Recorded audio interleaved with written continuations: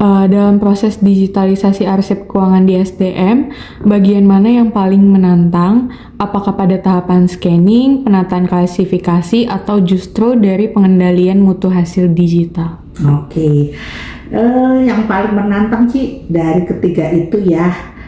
Scanning itu sih hal yang biasa ya, karena memang itu setiap soal unit kerja apabila ada dokumen-dokumen yang memang penting, dokumen hard copy ya yang harus yang penting, dan itu memang perlu dilakukan alih media ya melalui scanning. Itu sudah hal yang biasa ya di era apa ini serba ya, teknologi informasi ya. Kemudian yang paling menantang ini ada dua nih, klasifikasi dan pengendalian mutu ya.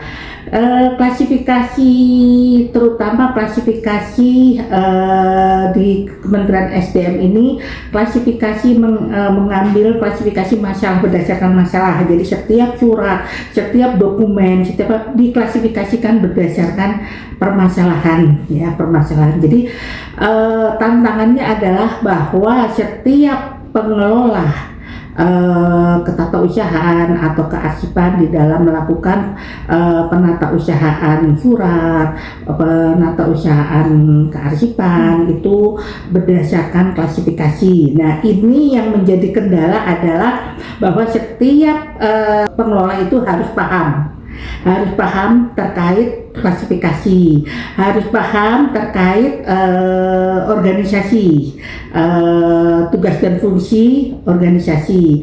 Jadi itu bisa mengambil inti apa permasalahan yang ada di dalam surat, di dalam informasi itu untuk menentukan klasifikasi. Kendalanya saat ini banyak yang belum paham, atau banyak ada yang salah interpretasi ya, salah persepsi. Jadi oh ini kelihatannya masuk di klasifikasi ini, oh ini jadi kendalanya itu. Jadi jalan satu-satunya memang harus kita paham organisasi, paham tugas dan fungsi, dan kuncinya adalah inti dari permasalahan informasi yang disampaikan itu apa.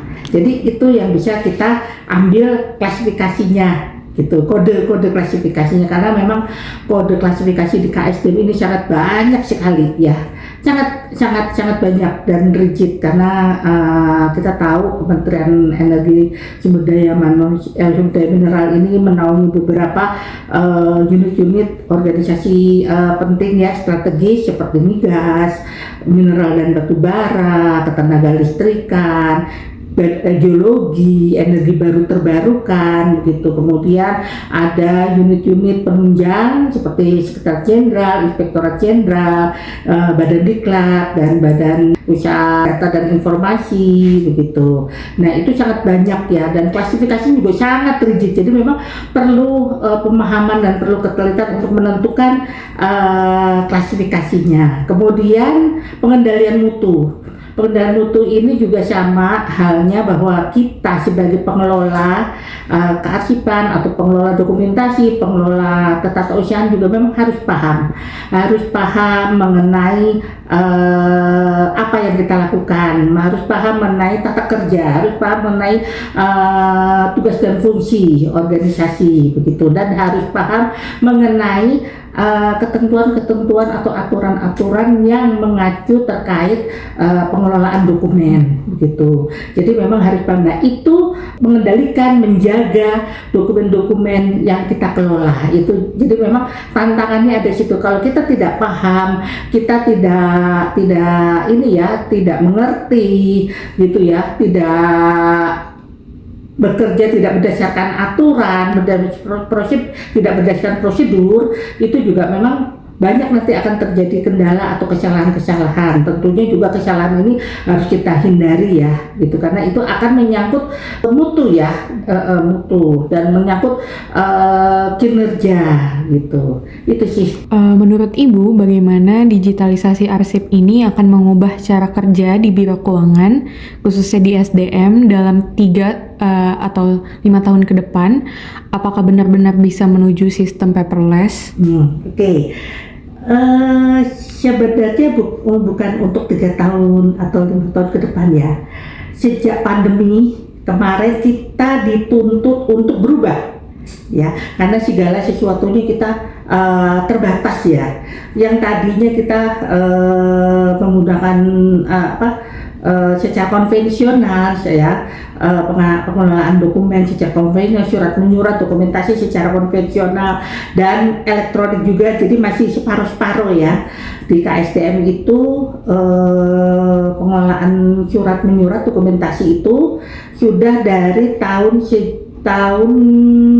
2000 itu sudah menggunakan aplikasi persuratan dinas, dan masih separuh-separuh ya, masih separuh-separuh dan masih menggunakan konvensional juga, masih itu. Jadi sejak pandemi itu mau tidak mau kita ada keterbatasan ya untuk melakukan aktivitas, jadi semua harus melalui persuratan dinas elektronik, mau nggak mau kita harus menjalankan itu. Jadi kita pada saat pandemi ya, kita dipaksa ya, mau tidak mau harus itu melakukan itu. Jadi kita sudah melakukan pengelolaan dokumentasi secara korespondensi secara elektronik. Kemudian untuk paperless kita kalau di Biro Keuangan belum bisa 100% paperless, karena kita ada dua sisi pengelolaan dokumen keuangan. Satu adalah pengelolaan dokumen korespondensi bidang keuangan, dan satu lagi adalah pengelolaan dokumen pencairan anggaran. Dan pencairan anggaran itu tentunya juga kita mengikuti ketentuan atau aturan dari Kementerian Keuangan. Kemudian di mana dalam pengelolaan anggaran, pencairan anggaran itu masih menggunakan tanda tangan basah ya, menggunakan tanda basah, karena itu terkait dengan anggaran ya, terkait dengan uang gitu. Jadi masih menggunakan tanda tangan basah, otomatis juga dokumennya adalah masih dokumen konvensional. Tentunya juga jadi di Biro Keuangan ini juga mengelola dokumen, pengelolaan kearsipan dokumen keuangan itu jadi ada dua, yaitu dokumen administrasi korespondensi keuangan itu kita sudah setengah elektronik ya. Kemudian dokumen pencairan anggaran itu seperti SPM ya, surat perintah membayar, SPJ dan sebagainya, itu kita masih pure konvensional gitu. Bagaimana di Biro Keuangan sendiri memastikan keamanan dan juga kerahasiaan arsip digital, terutama yang berkaitan dengan data keuangan seperti SPM, SPJ, dan sebagainya? Oke, terkait keamanan ya, keamanan dokumen untuk arsip-arsip keuangan atau arsip apapun, dokumen apapun, kita di Kementerian KSDM ini sudah ada ketentuan terkait dengan klasifikasi keamanan dan akses arsip. Keputusan Menteri SDM nomor 167 tahun 2020 itu mengatur tentang itu. Jadi bagaimana kita harus mengamankan arsip-arsip seperti apa, itu sudah ada diatur bahwa arsip ini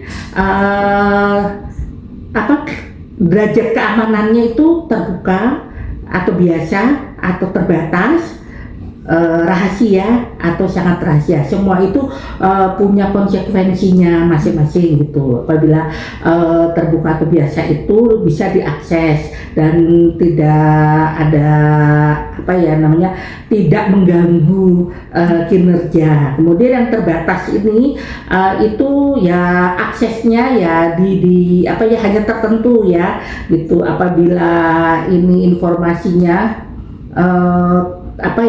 tidak terjaga, itu juga mengganggu tugas dan fungsi organisasi. Kemudian level-level berikutnya juga akan lebih lagi rahasia dan sangat rahasia, itu lebih benar-benar lebih dijaga gitu. Kemudian SPM, SPJ, apalagi laporan keuangan dan sebagainya, itu adalah di Biro Keuangan adalah termasuk dalam kategori arsip vital. Tentunya ada pengelolaannya juga khusus selain pengelolaan arsip dokumen-dokumen keuangan yang lainnya, dan ini termasuk dalam arsip vital, dan hak aksesnya pun sudah diatur ya, bahwa hak aksesnya itu juga memang ada ketentuannya sendiri. Terus penyimpanannya itu juga ada ketentuannya gitu, sehingga tidak semua orang bisa mengakses informasi. Jadi perlu ada portal-portal gitu ya untuk keamanan informasinya. Jadi itu. Jadi memang selain dokumen keuangan lainnya, di antara itu ada SPM, laporan keuangan, SPJ, dokumen pencairan anggaran, revisi anggaran, itu termasuk dalam arsip vital.